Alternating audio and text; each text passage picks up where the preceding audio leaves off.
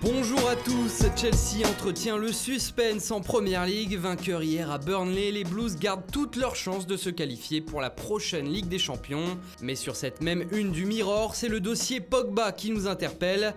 La Juve ouvre la voie à Paul Pogba pour un retour sensationnel, nous affirme le tabloïd.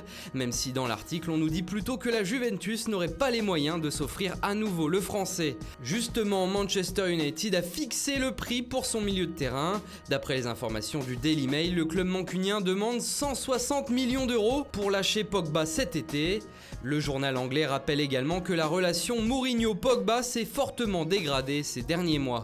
En Espagne, elles sont de retour les rumeurs sur Neymar. Le PSG commence à se méfier de Neymar, peut-on lire aujourd'hui à la une de Marca.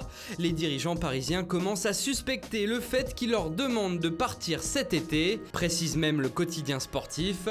Évidemment, le Real Madrid reste toujours à l'affût dans ce dossier.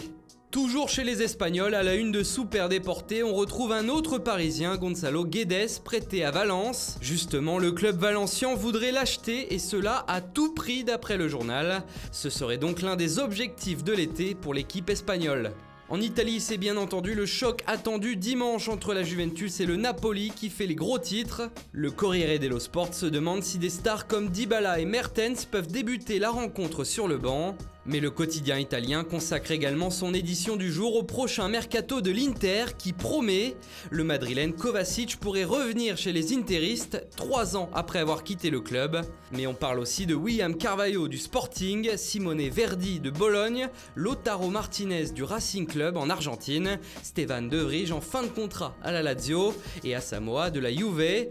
Bref, les pistes ne manquent pas pour les dirigeants de l'Inter.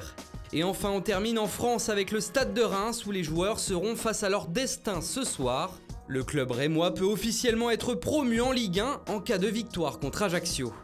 Voilà, c'est tout pour ce matin. Bonne journée à tous, bon week-end et on se retrouve très vite pour une nouvelle vidéo sur Foot Mercato.